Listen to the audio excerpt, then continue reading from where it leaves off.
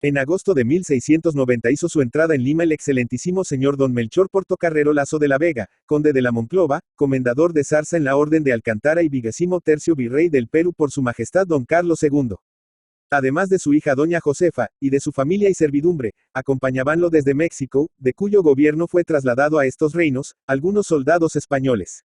Distinguíase entre ellos, por su bizarro y marcial aspecto, don Fernando de Vergara, hijodalgo extremeño, capitán de gentileshombres lanzas, y contabase del que entre las bellezas mexicanas no había dejado la reputación austera de monje benedictino. Pendenciero, jugador y amante de dar guerra a las mujeres, era más que difícil hacerlo sentar la cabeza. Y el virrey, que le profesaba paternal afecto, se propuso en Lima casarlo de su mano, por ver si resultaba verdad aquello de estado muda costumbres. Evangelina Zamora, amén de su juventud y belleza, tenía prendas que la hacían el partido más codiciable de la ciudad de los reyes. Su bisabuelo había sido, después de Jerónimo de Aliaga, del alcalde Rivera, de Martín de Alcántara y de Diego Maldonado el Rico, uno de los conquistadores más favorecidos por Pizarro con repartimientos en el Valle del Rímac.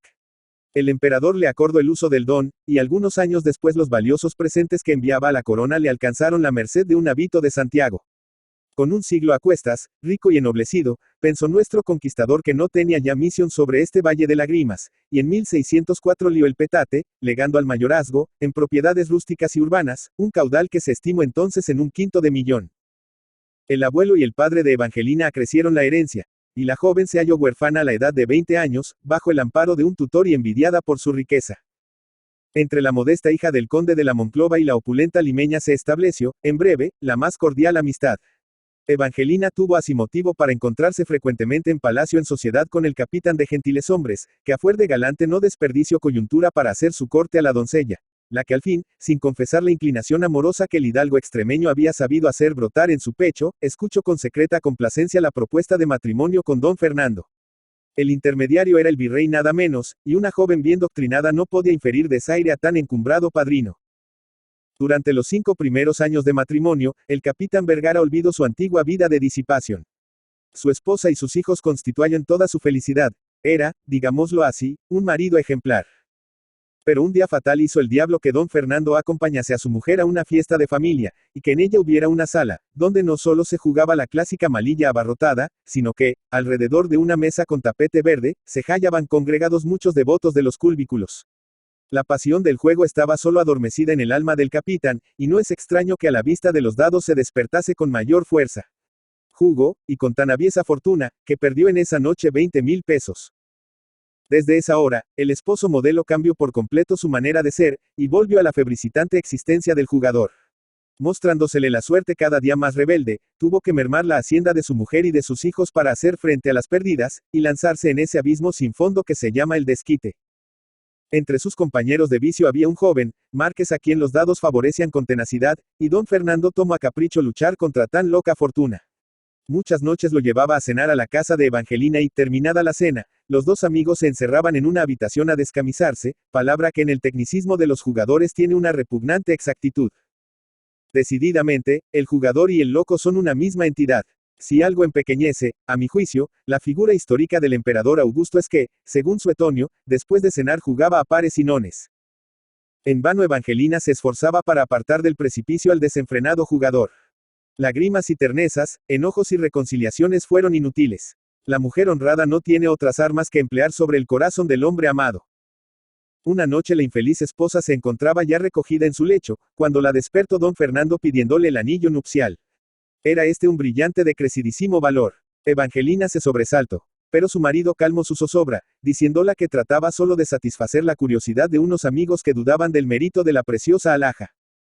Que había pasado en la habitación donde se encontraban los rivales de tapete. Don Fernando perdía una gran suma, y no teniendo ya prenda que jugar, se acordó del espléndido anillo de su esposa. La desgracia es inexorable. La valiosa alhaja luce pocos minutos más tarde en el dedo anular del ganancioso Márquez. Don Fernando se estremeció de vergüenza y remordimiento. Despidióse el Márquez, y Vergara lo acompañaba a la sala, pero al llegar a esta, volvió la cabeza hacia una mampara que comunicaba al dormitorio de Evangelina, y al través de los cristales viola sollozando de rodillas ante una imagen de María. Un vértigo horrible se apoderó del espíritu de don Fernando, y rápido como el tigre, se abalanzó sobre el Márquez y le dio 3 puñaladas por la espalda. El desventurado huyó hacia el dormitorio, y cayó exánime delante del lecho de Evangelina. 2.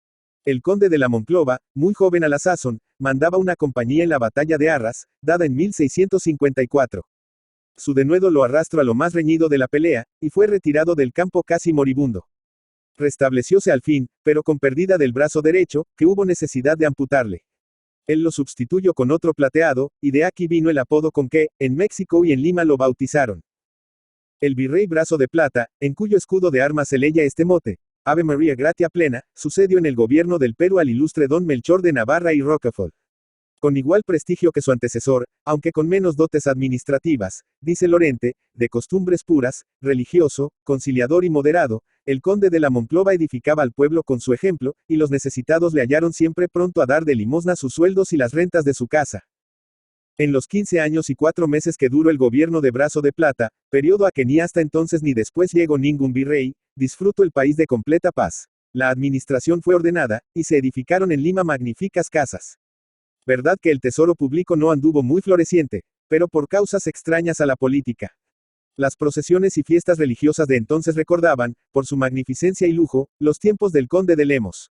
Los portales, con sus 85 arcos, cuya fábrica se hizo con gasto de 25,000 pesos, el cabildo y la galería de palacio fueron obras de esa época.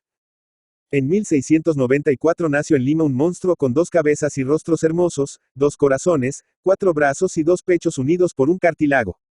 De la cintura a los pies poco tenía de fenomenal, y el enciclopédico limeño don Pedro de Peralta escribió con el título de Desvíos de la Naturaleza un curioso libro, en que, a la vez que hace una descripción anatómica del monstruo, se empeña en probar que estaba dotado de 2 almas. Muerto Carlos el Hechizado en 1700, Felipe V, que lo sucedió, recompensó al conde de la Monclova haciéndolo grande de España. Enfermo, octogenario y cansado del mando, el virrey Brazo de Plata instaba a la corte para que se le reemplazase. Sin ver logrado este deseo, falleció el conde de la Monclova el 22 de septiembre de 1702, siendo sepultado en la catedral, y su sucesor, el marqués de Castel dos Rius, no llegó a Lima sino en junio de 1707. Doña Josefa, la hija del conde de la Monclova, siguió habitando en palacio después de la muerte del virrey, mas una noche, concertada ya con su confesor, el padre Alonso Mesía, se descolgó por una ventana y tomó asilo en las monjas de Santa Catalina, profesando con el hábito de Santa Rosa, cuyo monasterio se hallaba en Fabrica. En mayo de 1710 se trasladó doña Josefa Portocarrero Lazo de la Vega al nuevo convento, del que fue la primera abadesa. 3. 4 meses después de su prisión, la Real Audiencia condenaba a muerte a don Fernando de Vergara. Este desde el primer momento había declarado que mató al marqués con alevosía, en un arranque de desesperación de jugador arruinado. Ante tan franca confesión no quedaba al tribunal más que aplicar la pena. Evangelina puso en juego todo resorte para libertar a su marido de una muerte infamante, y en tal desconsuelo, llegó el día designado para el suplicio del criminal. Entonces la abnegada y valerosa Evangelina resolvió hacer, por amor al nombre de sus hijos, un sacrificio sin ejemplo. Vestida de duelo se presentó en el salón de palacio en momentos de hallarse el virrey conde de la Monclova en acuerdo con los oidores, y expuso, que don Fernando había asesinado al marqués, amparado por la ley, que ella era adúltera, y que, sorprendida por el esposo, huyó de sus iras, recibiendo su cómplice justa muerte del ultrajado marido. La frecuencia de las visitas del marqués a la casa de Evangelina, el anillo de esta como gaje de amor en la mano del cadáver, las heridas por la espalda, la circunstancia de habérsele hallado al muerto al pie del lecho de la señora, y otros pequeños detalles eran motivos bastantes para que el virrey, dando crédito a la revelación, mandase suspender la sentencia. El juez de la causa se constituyó en la cárcel para que don Fernando ratificara la declaración de su esposa. Mas apenas terminó el escribano la lectura, cuando Vergara, presa de 1000 encontrados sentimientos, lanzó una espantosa carcajada. El infeliz se había vuelto loco. Pocos años después, la muerte cernía sus alas sobre el casto lecho de la noble esposa, y un austero sacerdote prodigaba a la moribunda los consuelos de la religión. Los 4 hijos de Evangelina esperaban arrodillados la postrera bendición maternal. Entonces la abnegada víctima, forzada por su confesor, les reveló el tremendo secreto. El mundo olvidara, les dijo, el nombre de la mujer que os dio la vida. Pero habría sido implacable para con vosotros si vuestro padre hubiese subido los escalones del cadalso. Dios, que lee en el cristal de mi conciencia, sabe que ante la sociedad perdí mi honra porque no os llamasen un día los hijos del ajusticiado.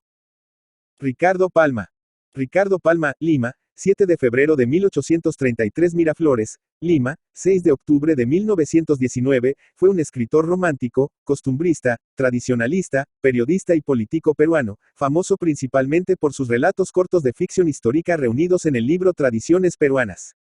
Cultivó prácticamente todos los géneros: poesía, novela, drama, sátira, crítica, crónicas y ensayos de diversa índole. Sus hijos Clemente y Angélica siguieron sus pasos como escritores. Debutó en la literatura en 1848 formando parte del grupo que él mismo llamaría más tarde la Bohemia de su tiempo. Comenzó con poesía, unos versos románticos que aparecieron el 31 de agosto en El Comercio, mientras paralelamente escribía en diversas publicaciones críticas de espectáculos con numerosos seudónimos. Luego pasó a escribir obras de teatro. Su primer drama, El Hijo del Sol 1849, no se llegó a representar, pero alrededor de 1858 dejó de hacerlo a pesar de haber obtenido algún éxito en el público limeño. Solo 2 piezas de este periodo han sobrevivido. El drama Rodil, 1851, redescubierto 100 años después de su publicación, Palma había destruido la mayoría de los ejemplares, y la comedia El Santo de Panchita, que escribió junto con Manuel Asensio Segura. Su primer libro de prosa, Corona Patriótica, apareció en 1853. 2 años más tarde sale Poesías y en 1865, Armonías. Libro de un desterrado. Su obra poética no estuvo exenta de polémica. En 1890 publicó A San Martín, poema que provocó la protesta del gobierno chileno, que lo consideró ofensivo para su país. El último poemario de Palma, Filigranas. Aguinaldo a mis amigos, apareció 2 años más tarde. En 1865, compiló la antología Lira Americana. Colección de poesías de los mejores poetas del Perú, Chile y Bolivia.